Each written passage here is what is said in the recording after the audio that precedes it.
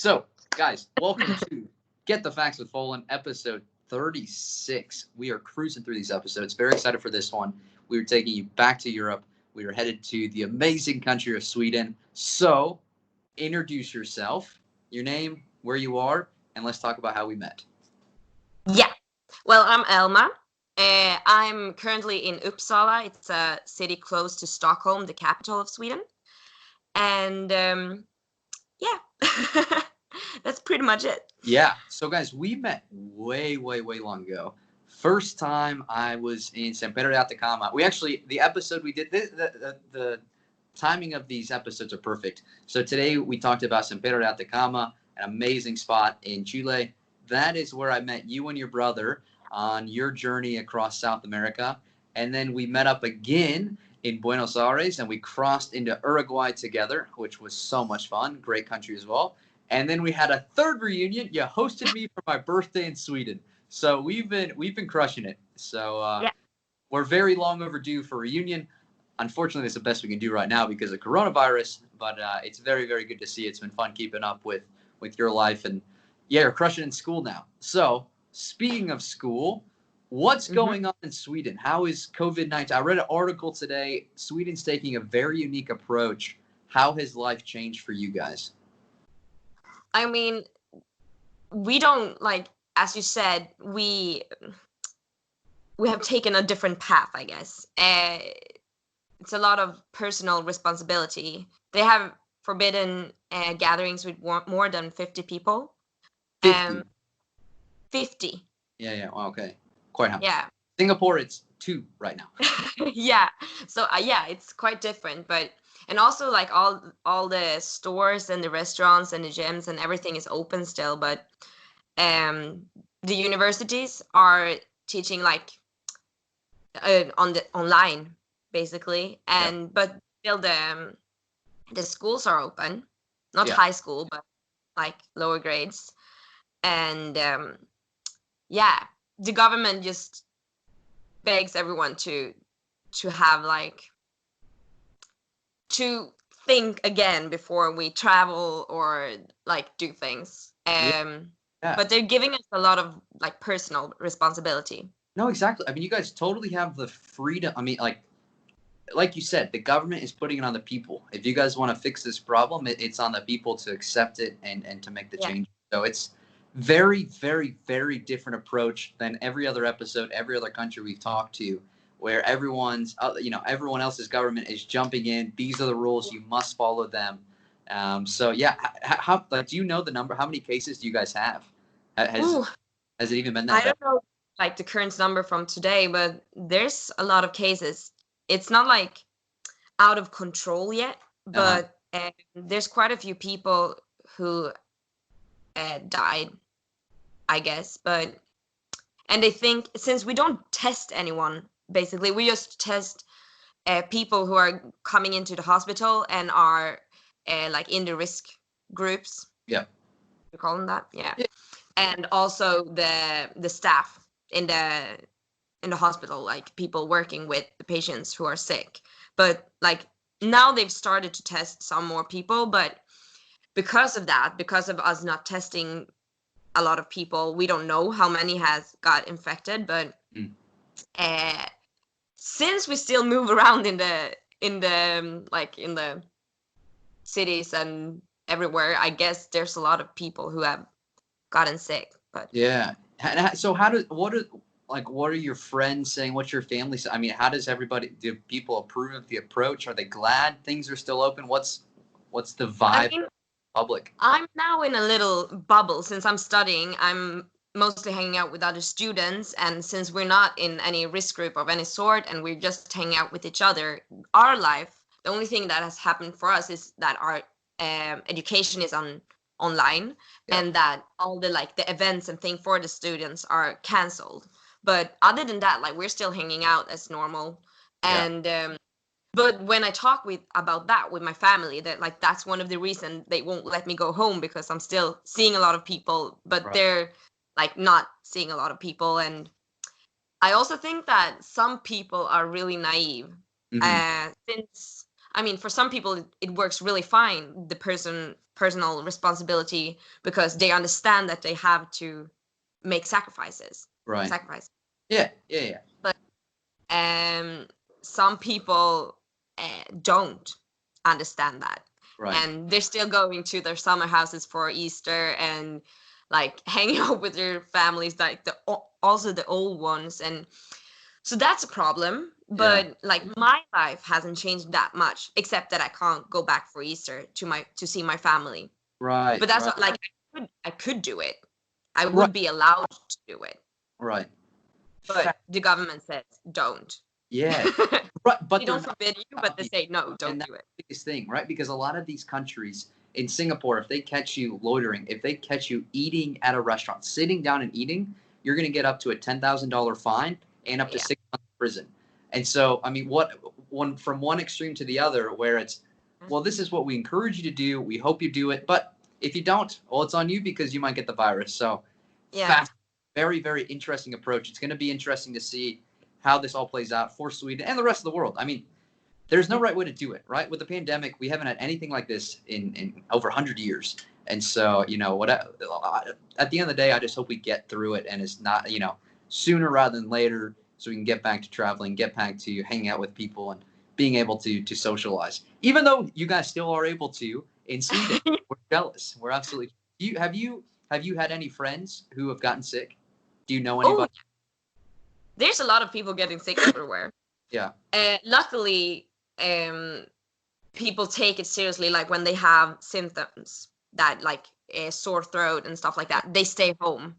But I don't think they stay home long enough, I guess, because like since people are still hanging out, it gets very like you can't tell that you're not with other people. But like my family, since they're only hanging out with each other, if they would have gotten sick, like their life wouldn't have been that different because they're still at home, like they're already at home. But since we're hanging out all the time, if you get sick and you stay home, you will notice that you are alone. And then people are maybe they don't like being alone, right? But that's like the case in every country. The only difference is that we don't have to be if we're not sick. Exactly. What a fascinating approach. What a total hands-on. I mean, a lot of these governments are totally being hands-on, telling everyone. So I hope the approach works. I mean, fingers crossed for Sweden. Time will tell. A couple of weeks, I guess. Yeah. Well, okay. Actually, one more question. So there's not any panic buying, is there? I mean, are the grocery store, everything's kind of normal, or are there things selling out in Sweden? Well, I think things have calmed down a lot. Like in the beginning, people were totally crazy, like hoarding pasta and toilet paper like everywhere else. Yeah. But it's also very weird because the supermarkets are not closed, and they were never going to close. So I guess people are sitting on a lot of toilet paper and that's good for them. Set for life. But, Oh, too funny. All right. And also, I think that I'm also like, since I'm in this bubble where people are not that worried. I mean, people take it seriously, but we're not that worried.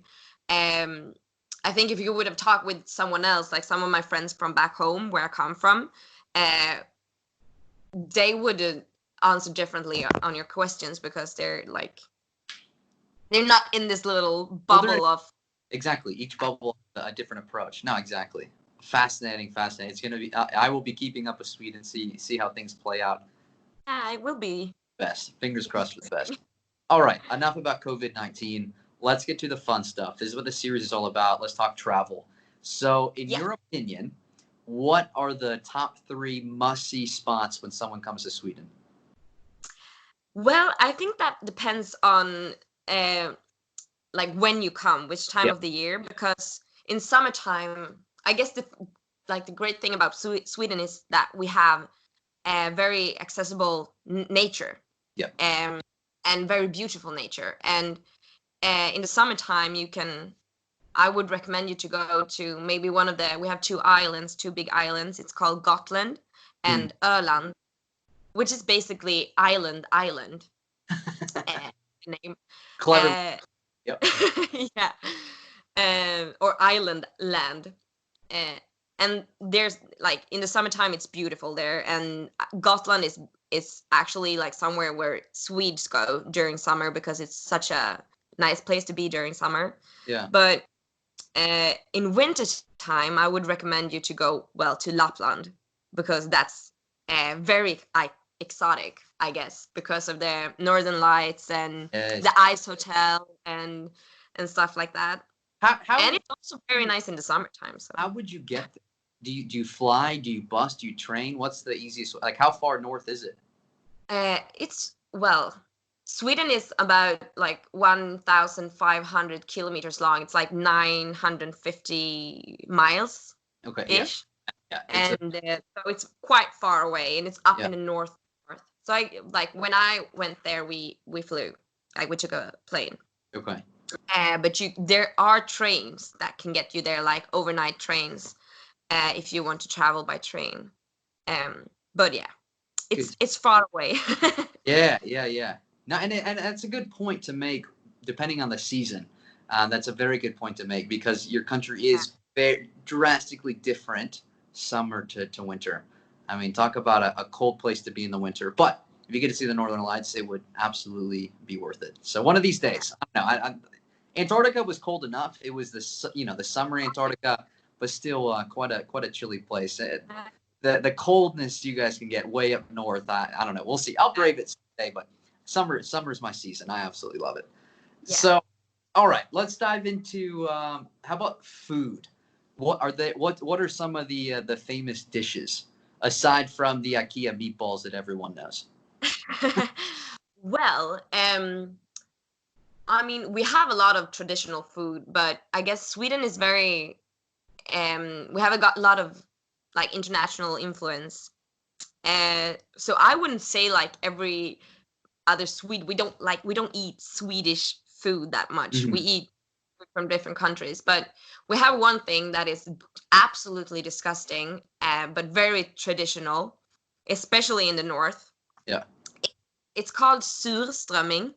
Okay. It's like what do you call it? Fermented. Uh-huh. Yeah, fish.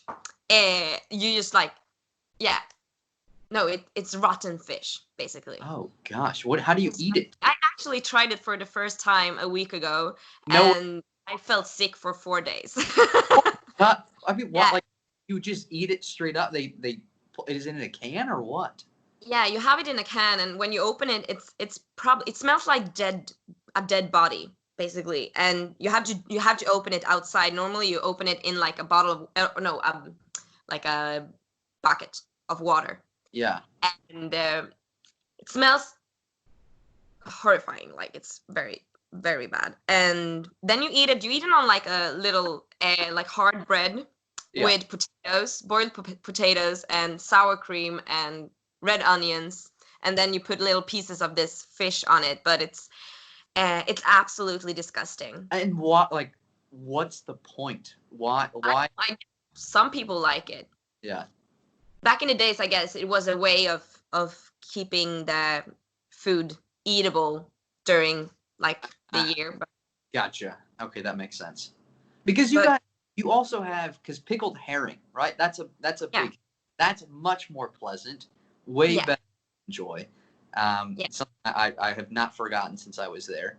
Also, the big. You got I tell you what, we gave you some pickled herring. So good, but then you also, I think it was reindeer. We had reindeer for my birthday? Was it? Yeah, or like what do you call it? It's just deer, I think. Deer. Like Bambi. I call it Bambi.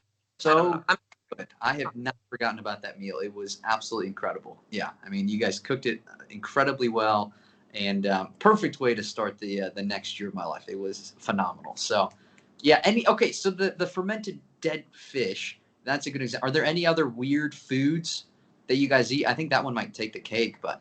Yeah, I think that's the weirdest thing we eat. I mean, pickled herring, I guess that's also quite weird, and that's also very common to eat. Like you eat it, it's our like holiday food. You eat it on Easter, you eat it on Christmas. Yeah.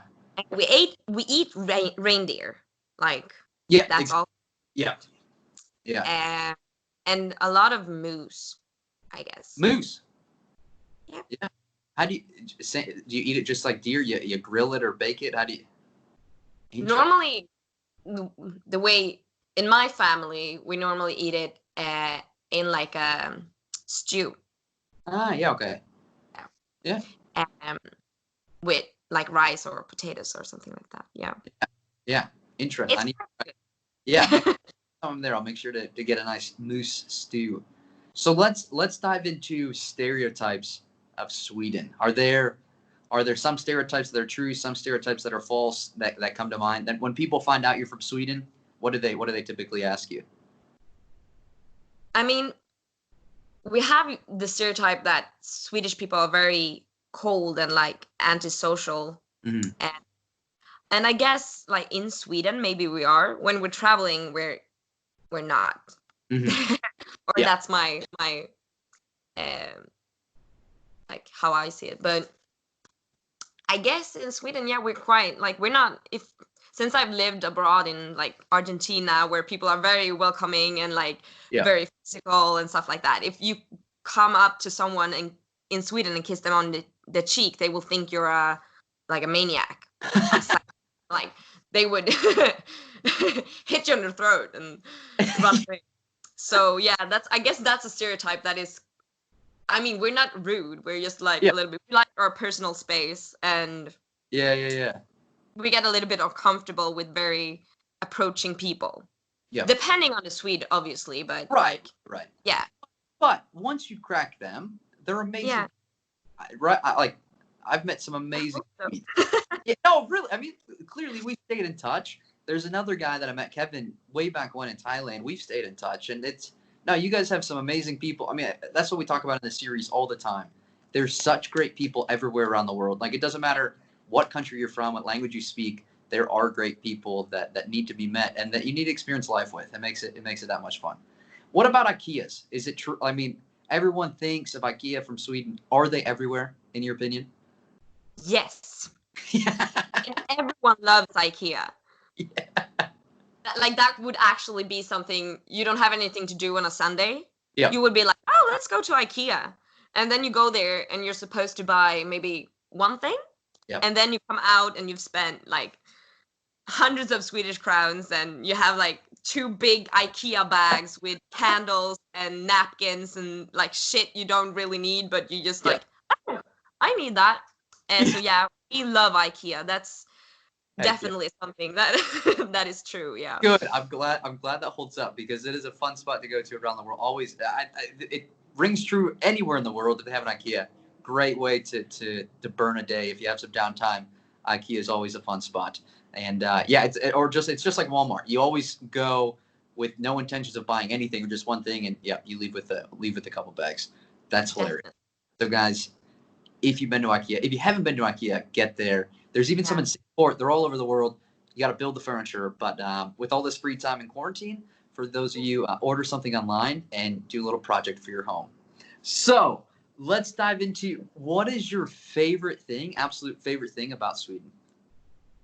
I've actually since you sent me some questions before, I've been thinking about what's my favorite thing about Sweden, and I guess I have 2 things. Mm-hmm. One thing is that even though we're a little bit closed, as we said before, we're still a very open-minded people. Yep. I guess most of us, there's always now since all Europe is getting more with a lot of what you call them populist parties and national I don't know what it's called in English. No, I know. Yeah. But in the big whole, we're actually a quite open people, and I love that. But also, one thing I love about Sweden is we have something called every man's right, directly translated, and it's a law that it's actually in our constitution that every man and woman has a right to be out in nature, anywhere. It doesn't matter who owns the forest or the lake or anything. Everyone has the right to be there, and you can even spend the night if you want to in a tent, and you can pick the berries, pick the mushrooms. Like it's in our constitution, That is and really, it's very yeah, nice. I think I've heard about this because you're legally allowed to camp almost Mhm. anywhere in the country, Yeah. right? People can't kick you out of that area. No, like you're allowed to spend one night in the same place Yeah, as long as you like destroy the surroundings, of obviously. course. But Right, right. yeah, but you can just walk out in the forest without even knowing who the owner is, and put up your tent and spend the night and pick all the mushrooms and berries around you, and like Yeah. it's allowed. That, and it's in your constitution. That makes it even better. That is very, very, very cool, and that's something very unique that you won't find around most countries. So, not very cool. That's two very good fun facts and reasons to love Sweden that much more. Last question for you: what's one fact about Sweden that would surprise people? I'm not sure. I mean, I guess there's a lot of things that comes from Sweden that you wouldn't think comes from Sweden, like Spotify and um well, a lot of big artists and like Avicii is from Sweden. And I guess like one thing that is like it's every like the rule I just told you about. Like Hmm. Yeah. since it's not very common in the world, All right. I guess. And it's also it's a thing that is very good to know if you come to Sweden, that you're actually allowed to just stroll out in the woods, and as long as you don't walk around in someone's garden, it's Hmm. fine. Yeah. Yeah. So that I guess that's something that I if think you're it not covers the Sweden. question. No, I think it's perfect. Another one that I won't forget is, isn't it cheaper to go to Denmark to buy your alcohol and then go back to Sweden than it is to actually buy it in your country? Alcohol is insanely taxed in Sweden. Yeah, well, that's also a thing about Sweden. That is weird, I guess. It's that we have a monopoly on all alcohol, like Mm. everything over 3% with like alcohol in it. It's only sold in a store that is owned by the government, Systembolaget. Yeah. And to buy something there, you have to be over 20 years old, and it's only open like very like from 10 o'clock in the morning to like 6 o'clock in the afternoon. Yeah. And you can't buy any alcohol anywhere else, and it's very expensive because the taxes are really high. Yeah. Yeah. Yeah, we go mostly, actually, if you live in the south of Sweden, you normally go to Germany or Oh, to sure. like the border Yeah. shop and you Yeah. buy a lot of alcohol That and is then you drive back. right. Right. And it's cheap, significantly cheaper to do that than Yeah, it is to buy back home. So yeah, that's another, that was shocking to me to find out the Swedes yeah. literally leave their country to go buy alcohol and then bring it back with them. So guys, it was an amazing country. I only spent a few days there. It was not nearly enough. Malmo was beautiful, a great taste of the country. But I will definitely be back one day. Alma, thank you so much for your time. It's always so good to talk to you and keep up with you and finally see you face to face. I know we message each other and see your photos, but we were long overdue for a chat. One more thing, what is Yeah. your message to the world? What would you like to say to everyone who watches this? Well, get to know people before you judge them, Yeah, I guess. And like make friends. Don't enemies. Like yeah, be open. Yeah. that is perfect. Short Very cheap. Like and that's I yeah. guess now, especially in Europe, it's something that people should do. Be Amen. open minded.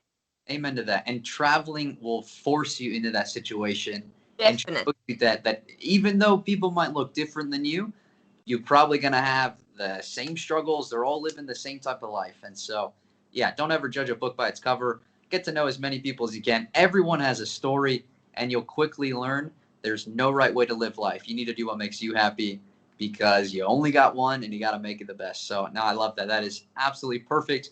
And with that, guys, that is the end of episode 36 here in Sweden. Coming up in 12 or so hours, next episode, we're going to be taking you back to South America. We're headed to Bolivia.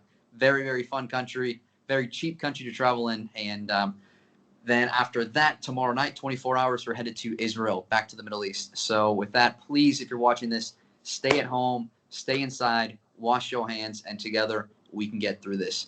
We'll see you next time. Hey, you nailed it. Good job. Very